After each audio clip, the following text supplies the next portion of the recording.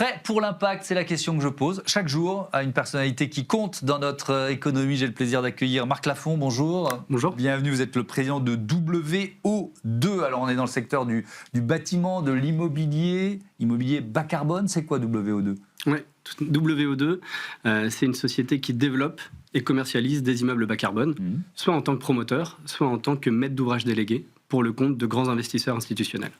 Donc c'est une société assez jeune, puisque c'est une société qui a vu le jour en 2014 et qui fait aujourd'hui pour une trentaine de personnes un volume d'affaires de l'ordre de 850 millions d'euros sous gestion, avec une dizaine de projets, à la fois en bureau et puis plus récemment en hôtel ou en logement. Oui, alors c'est intéressant parce que nous, on a regardé le chiffre d'affaires. Le chiffre d'affaires 2024, c'est 5,7 millions. Mais ce qui est important pour vous, c'est le volume d'opération ? Ce qui est important, en effet, ce sont nos projets, parce que c'est eux qui incarnent mieux le groupe et notre savoir-faire. Aujourd'hui, on a des opérations qui sont assez emblématiques. Une dizaine d'opérations, à peu près les 2/3 en bureau, et puis récemment de l'hôtellerie bas carbone, à la fois dans Paris, en Ile-de-France, puisque le marché de bureaux est très concentré sur Paris, mais également, notamment pour l'hôtellerie, ailleurs en France ou dans d'autres pays européens. On a un projet au Luxembourg, on a aussi un projet en Espagne. On va détailler, vous allez nous raconter un peu ce que sont ces projets. Mais alors vous communiquez sur l'impact environnemental, vous dites que vous avez évité plus de 2 millions de tonnes de CO2. Comment vous calculez cet impact ? Alors, on mesure pour chacun de nos projets ce qu'on appelle l'empreinte carbone sur toute l'analyse du cycle de vie de l'immeuble. Donc ça intègre la construction de nos opérations et puis 50 ans d'exploitation de nos opérations et la fin de vie. Notre thèse et notre raison d'être, c'est de réaliser des bâtiments bas carbone, donc des bâtiments qui ont une empreinte carbone divisée par un facteur 2 à 3 par rapport aux bâtiments traditionnels. Comment est-ce qu'on fait ça ? On a des leviers très importants sur la phase de construction, puisque près de 2/3 de l'empreinte carbone, en fait, c'est émis lors de la phase de construction des immeubles, parce que les matériaux sont très émissifs. Et également, on utilise des techniques avec l'énergie renouvelable notamment, qui nous permettent de diviser par un facteur 3 à 4 l'empreinte carbone de la phase d'exploitation sur 50 ans. Et donc c'est comme ça qu'on réalise des bâtiments bas carbone, et c'est ces chiffres-là sur lesquels on communique lorsqu'on communique sur un volume de CO2 évité par rapport à des bâtiments traditionnels. Alors on est en plein MIPIM, un salon international pour les professionnels de l'immobilier et de l'aménagement urbain. Ça se tient à Cannes jusqu'au 13 mars.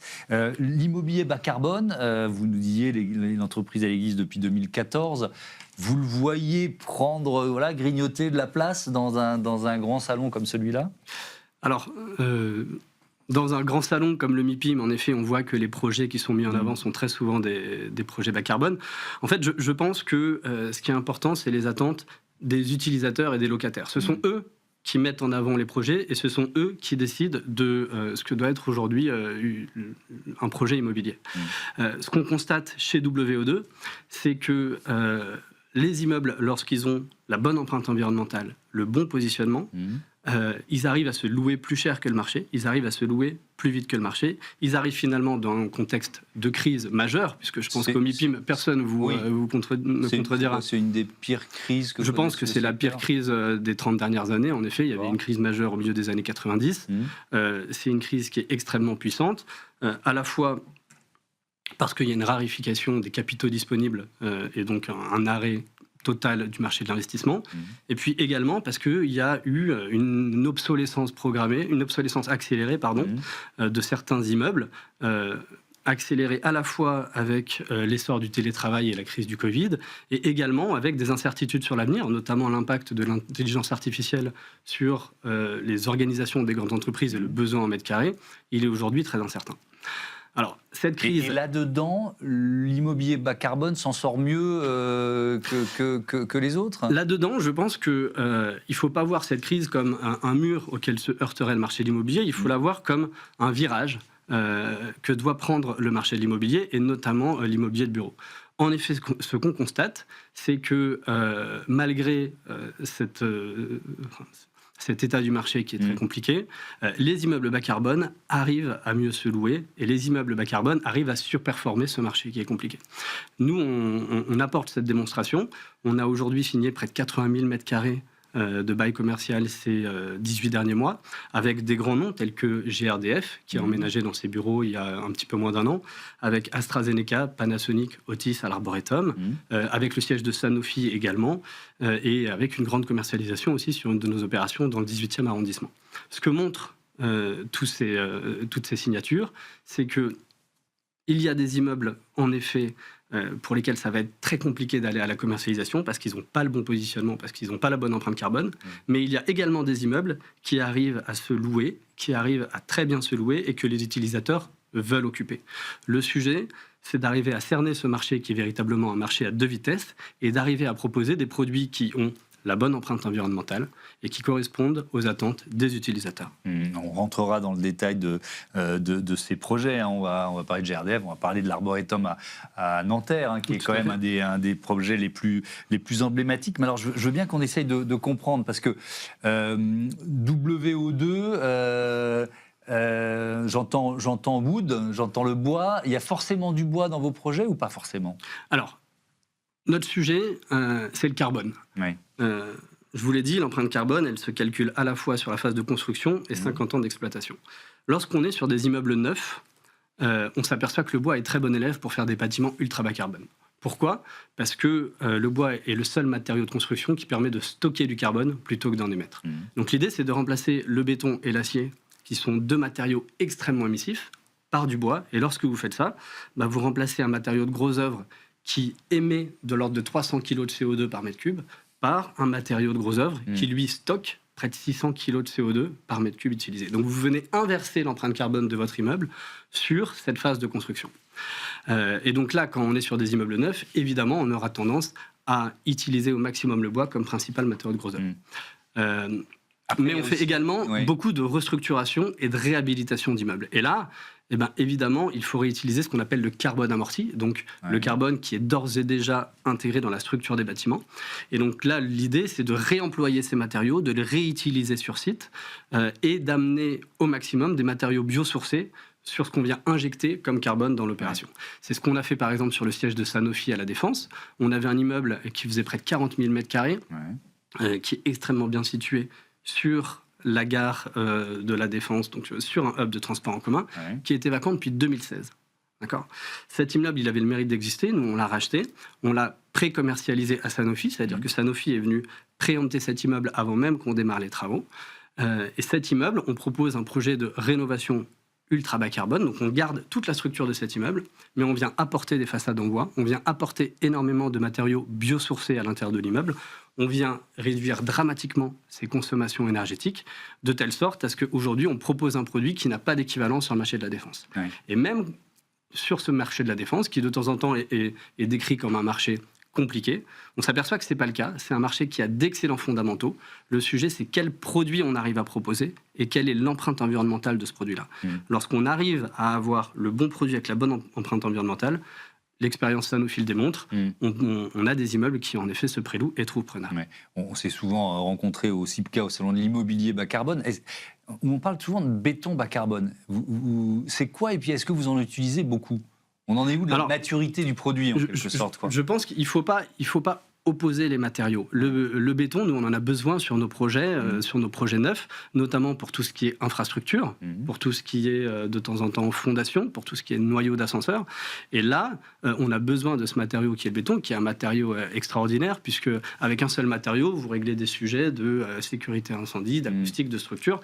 Donc, on utilise du béton bas carbone dans les infrastructures, dans nos noyaux, mais sur toute la partie superstructure de l'immeuble, là où en fait on peut utiliser un autre matériau qui, lui, n'a pas juste une empreinte carbone un peu moins mauvaise, mais qui a véritablement stock du carbone à l'intérieur de la structure, c'est là où on va utiliser du bois. De la même manière, sur les façades, on essaye d'utiliser au maximum des matériaux biosourcés pour réduire la part du verre et de l'acier dans nos façades et pour avoir au maximum des façades qui ont une empreinte environnementale la plus basse possible. Mais est-ce que vos projets sont forcément plus chers ? C'est-à-dire, est-ce que le bois, c'est plus cher que le béton ? Est-ce que le béton bas carbone, c'est beaucoup plus cher que le béton ? Alors, le béton bas carbone est un petit peu plus cher que le béton. Le bois, quand vous prenez uniquement le coût du matériau, c'est-à-dire si vous achetez un mètre cube de bois par rapport à un mètre cube de béton, en effet, ça va coûter un peu plus cher. Le sujet, c'est l'ordre de grandeur dont on parle. lorsque vous construisez un bâtiment et que vous êtes sur des coûts de construction qui sont de l'ordre de 2 500 € par mètre carré sur la superstructure, le surcoût marginal attaché aux matériaux, il va être de l'ordre de entre 20 et 50 € par mètre carré. Donc on est déjà sur un surcoût qui est marginal à l'échelle de l'opération. Surtout lorsque, en face de ce surcoût, on met les avantages de l'utilisation de ce matériau. On construit sans nuisance. Et donc, on a une acceptabilité des projets qui est bien meilleure. Alors, on construit beaucoup plus vite. Il faut peut-être expliquer pourquoi on construit sans nuisance. Parce que alors, on construit. On appelle on construit sans nuisance. Le hors-site, c'est ça ? On construit sans nuisance, exactement. Parce que les chantiers traditionnels, et c'est d'ailleurs pour ça qu'ils sont de moins en moins acceptés. Souvent, les gens, en fait, ils ne sont pas tellement contre les projets, ils sont contre les 2 à 3 ans de chantier qui les accompagnent. Parce qu'un chantier traditionnel, c'est beaucoup de bruit, beaucoup de poussière, c'est du marteau-piqueur ensuite lorsqu'on vient faire des saignées dans des voiles en béton. En bois, l'idée, c'est d'avoir la totalité de votre structure qui est préfabriquée en usine, de telle sorte à ce que votre chantier ne soit derrière qu'un chantier d'assemblage. D'accord ? Donc, 1, vous n'avez plus derrière de travail du matériau lorsque vous êtes sur site. 2, vous venez limiter vos flux attachés aux grosses œuvres. Dans un camion toupie, vous mettez entre 6 et 8 mètres cubes de béton. Sur un camion de CLT, vous allez mettre 35 à 45 mètres cubes de CLT. Donc en fait, vous venez de diviser les flux de grosses œuvres par un facteur 6 à 8 de manière mathématique. Et puis, une fois que le bâtiment est fait, lorsque vous êtes sur un bâtiment structure bois, vous avez créé un bâtiment qui a une inertie thermique très faible. Et ça veut dire que la contribution marginale de ce bâtiment à l'effet d'îlot de chaleur à l'échelle du quartier, elle est bien plus faible. Donc même après, pendant la vie du bâtiment, vous êtes sur un bâtiment qui a des externalités positives sur son environnement très fortes. Alors ça rejoint la question que celui qui était à votre place la semaine dernière, Alexandre Roche, le délégué général du syndicat des énergies renouvelables, a choisi de vous poser. On parlait du cycle de vie d'un bâtiment. Lui, il veut savoir quelle est la place des énergies renouvelables. Écoutons-le. Bonjour Marc. J'aimerais savoir quelle est votre vision du rôle des énergies renouvelables dans le secteur des immeubles de bureaux. Alors, c'est quoi ? Vous créez aussi des immeubles avec une vocation à être quoi ? Un peu autonome en énergie ? Ça fait partie des projets, ça ? Alors, les énergies renouvelables occupent en effet une place centrale parce que, comme je le disais, on a la construction, mais on a derrière 50 ans d'exploitation. Donc, il faut être bas carbone pendant la phase d'exploitation. Il faut également sortir, vous voyez, du prisme du kilowattheure par mètre carré à tout prix pour rentrer dans le prisme du CO2 par mètre carré. Vous voyez, vous me parlez de bâtiments qui consomment très peu. Le sujet, c'est pas tellement les consommations attachées au bâtiment, plutôt que l'empreinte carbone de ces consommations sur le cycle de vie du bâtiment. Et là, c'est un petit peu comme ce que je vous disais pour les matériaux, c'est-à-dire de la même manière, en matière d'énergie renouvelable, je pense qu'il ne faut pas opposer les énergies les unes par rapport aux autres. Je vais vous donner 2 exemples.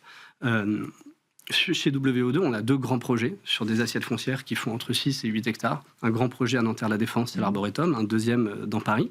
Sur ces projets, on a des assiettes foncières qui sont très importantes. On est à proximité de la Seine, donc on a un potentiel pour faire de la géothermie qui est extraordinaire. Avec cette nappe phréatique, qui est en l'occurrence la nappe de la Craie, qui nous permet de puiser de l'eau à 60 mètres. Et cette eau, elle est à 14 degrés toute l'année. Donc c'est idéal, c'est-à-dire que lorsque vous voulez chauffer l'hiver, vous pouvez tirer la chaleur de cette nappe phréatique, et lorsque vous voulez refroidir l'été, de la même manière, vous venez utiliser cette eau à 14 degrés pour refroidir vos bâtiments. Ça nous permet de répondre à 80% des besoins en chaud ou en froid de nos immeubles. Donc là, la géothermie est une énergie qui est très adaptée à ces projets-là, puisque ce sont des projets, encore une fois, à proximité de la Seine, avec des assiettes foncières qui le permettent, et un potentiel de géothermie qui le permet. Mais sur d'autres opérations, la solution, elle est tout autre. Le siège de GRDF dont on parlait, par exemple, repose, en ce qui concerne les besoins en chaud, sur l'utilisation du biogaz. Donc le biogaz, c'est pas comme le gaz naturel. Le gaz naturel, c'est une énergie fossile qui émet de l'ordre de 250 grammes de CO2 par kilowattheure, donc c'est une énergie extrêmement émissive. Et on vient remplacer cette énergie pour GRDF en plus. Oui. Évidemment, c'est eux derrière qui le distribuent. C'est emblématique pour eux aussi. Oui, on en reparlera. Ça montre que pour eux, leur siège social, c'est pas juste une commodité.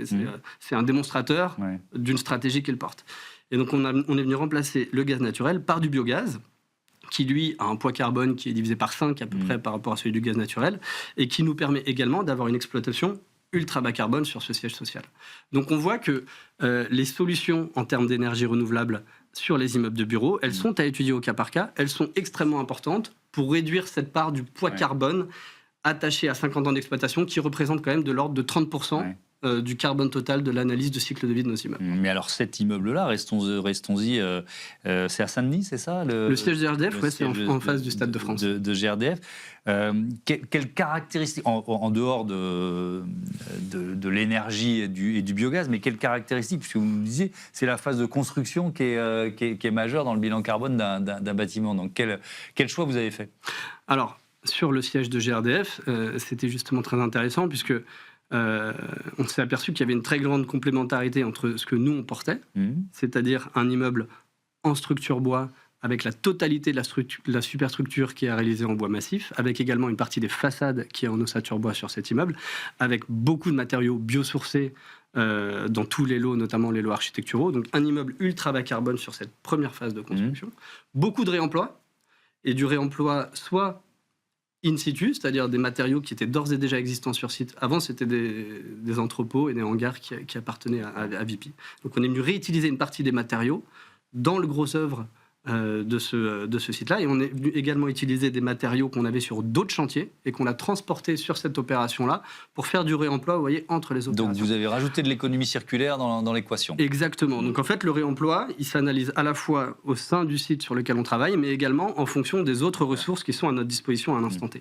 Et ça nous a permis d'avoir un immeuble qui a un poids carbone qui est divisé par 2 pour GRDF sur cette phase-là de construction. Et puis derrière, GRDF, en effet, nous a demandé d'étudier avec eux des solutions de chauffage au biogaz. Donc c'est ce qu'on a fait. Et c'est ce qui nous permet, là, de diviser par un facteur 3 à 4 le poids carbone attaché à 50 ans d'exploitation par rapport aux immeubles qui sont tout autour à Saint-Denis. Donc on voit que c'est vraiment sur ces deux jambes-là, à la fois la réduction de l'empreinte carbone en construction et la réduction de l'empreinte carbone en exploitation, qu'on arrive à proposer des produits particulièrement innovants. Et ce qui est intéressant, c'est qu'on a là maintenant 1 an de retour d'expérience sur l'utilisation de cet immeuble, et on s'aperçoit que les simulations qu'on avait fait pendant la phase de conception sont même légèrement au-dessus de ce qu'on mesure effectivement en termes de consommation énergétique et en termes de poids carbone. Donc ça veut dire qu'ils arrivent à consommer encore moins que ce qu'on avait anticipé, qui était déjà une réduction d'un facteur 3 à 4 par rapport aux immeubles concurrents. Alors, on va faire quelques kilomètres pour aller jusqu'à Nanterre avec cet arboretum à Nanterre, la Défense. Alors, c'est un peu le projet phare. Qu'est-ce qu'on peut en dire de cet arboretum? Oui, à Nanterre, c'est une grande opération de 120 000 m². Elle a été inaugurée par le président de la République en 2024. Fin 2024. Exactement. C'est une opération qui accueille aujourd'hui une petite dizaine de locataires avec des grands noms qui ont été annoncés très récemment, notamment AstraZeneca. Donc ça sera le siège France d'AstraZeneca. Ils ont pris les clés là, il y a quelques jours et ils arriveront dans les bureaux d'ici la fin de l'année, avec d'autres grands noms comme Panasonic, Otis, comme SPI Batignolles Énergie, donc des grands locataires qui arrivent là au fur et à mesure de l'année 2026 et qui montrent la pertinence du positionnement de ce projet. Parce que même dans un marché qui est le marché du péri-défense, qui est aujourd'hui compliqué, on voit que l'arboretum surperforme largement le marché. Par exemple... Avec quelles caractéristiques? Alors, en termes de produits, dans un premier temps, l'arboretum, c'est ce qu'il y a de plus abouti en matière d'empreinte carbone et en matière de qualité d'usage. On a un parc privé de 6 hectares, on a près de 16 000 m² de terrasses et balcons, on a 7 restaurants sur le projet. Donc, vous voyez, on a une qualité de vie qui aujourd'hui est inégalée dans le marché du péri-défense. Mais lorsqu'on regarde de manière très pragmatique les chiffres, je prends l'opération d'Arboretum et celle de Marcadet, à L2, parce que ça représente nos grosses signatures sur ces 12 derniers mois, elle représente 2% du volume disponible sur l'Île-de-France. C'est très peu. Et pourtant, à L2, elle représente plus de 10% du marché et des prix à bail. C'est-à-dire qu'avec 2% de l'offre, on fait 10% de la demande. Donc on surperforme la concurrence par un facteur 5. C'est ce qui montre qu'aujourd'hui, malgré le fait que, encore une fois, oui, on a cette période de crise, oui, c'est facile pour personne, on a certains immeubles qui trouvent preneurs et qui arrivent à se louer plus vite et plus cher. Et c'est les opérations qu'on essaye de développer, soit en tant que promoteur, soit encore une fois pour le compte de grands investisseurs qui viennent nous solliciter parce qu'ils veulent qu'on repositionne leurs immeubles. Ça veut dire que ces grandes entreprises, c'est des grands groupes dont vous nous parlez, elles ne sont pas en plein backlash écologique, quoi, si je comprends bien. On en parlait juste avant, j'ai vu. Je pense que le backlash écologique, il existe, on ne va pas le nier. Toutefois, les bâtiments de bas carbone et les immeubles de bureaux qu'on produit, ça correspond à une attente des utilisateurs, ça correspond à une attente des salariés et notamment des jeunes générations. Donc je pense que ce sont des attentes qui sont là sur le temps long et qui sont très présente. 2, il y a quand même un cadre réglementaire qui a évolué avec le décret tertiaire, avec la loi 2020. Donc c'est bien qu'on n'est pas uniquement sur un effet de mode, mais qu'il y a véritablement une lame de fond pour réduire son empreinte environnementale en matière d'immobilier. Mais surtout, je pense qu'on a une chance extraordinaire avec l'immobilier. Cette chance, c'est qu'on a un levier sur un marché qui représente près de 30% de l'empreinte carbone du territoire. Donc c'est énorme. Et qu'on a la possibilité d'avoir des produits qui à la fois sont bons pour la planète, mais également sont désirables et bons pour les utilisateurs. C'est-à-dire que très souvent, l'écologie peut être synonyme de privation. Je vous explique que vous allez devoir moins voyager, que vous allez devoir peut-être vous nourrir différemment. On doit passer d'un poids carbone d'une personne de 10 tonnes de CO2 à 2 tonnes de CO2 en 2050. Ça peut être moyennement inspirant, évidemment.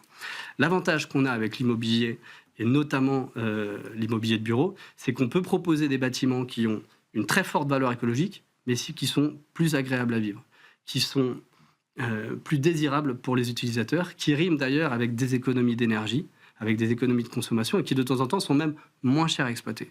Et donc je pense que... Mais ça veut dire que vous les concevez d'abord en tenant compte de cette attente ou de cette expérience utilisateur. Ah, c'est absolument fondamental. Avant même si vous êtes une entreprise qui fait de l'immobilier bas carbone, mais avant même de vous dire comment on va faire baisser le bilan carbone du site. Ce sont nos deux jambes. La première, c'est l'ultra bas carbone. La deuxième, c'est en effet avoir un produit qui correspond à 100% aux attentes des utilisateurs et notamment des nouvelles générations. Et là, l'avantage qu'on a, la chance qu'on a, c'est qu'on est sur un marché quand même qui est caractérisé par son obsolescence. Vous avez près de 75% des immeubles qui n'ont absolument aucun label environnemental.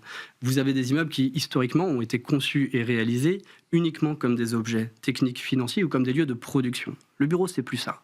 Le bureau, c'est plus un lieu de production uniquement, c'est un lieu de communication, un lieu d'échange. Il ne peut plus être vu uniquement comme un objet financier ou technique, mais pour l'entreprise, il devient un manifeste. Lorsque GRDF vient nous voir pour y faire son siège social, c'est exactement ce dont on parlait. Et donc, si vous arrivez à proposer le produit qui répond à ces attentes profondes des utilisateurs, en effet, là, vous avez des immeubles qui sortent du lot. Et donc, ça continue de répondre à la question sur le retour de bâton, sur le backlash. Il y a encore des entreprises qui font ces choix-là et qui en font un manifeste. Exactement. Il y a encore des entreprises qui font ces choix-là. Il y a de plus en plus d'entreprises qui font ces choix-là. Le marché le montre. C'est vrai aujourd'hui, parce que là, les projets dont on parle, ils ont été initiés il y a longtemps. Peut-être. Oui, mais les prises à bail dont on parle des 12 derniers mois. D'accord. Donc, on voit bien que, certes, c'est un marché au temps long. Et d'ailleurs, c'est ce qui explique aussi pourquoi est-ce qu'il y a cette crise de l'immobilier. C'est-à-dire que le parc a mis et mettra énormément de temps à s'adapter aux évolutions des usages et aux évolutions des attentes des utilisateurs. Donc, certains de ces projets ont été en effet amorcés il y a quelques années, mais les prises à bail sont récentes, les discussions qu'on a sont récentes, et on voit que ça, encore une fois, c'est une lame de fond qu'on ne voit pas s'estomper lorsqu'on n'a pas qu'un produit écologique, mais qu'on a un produit à la fois écologique et désirable.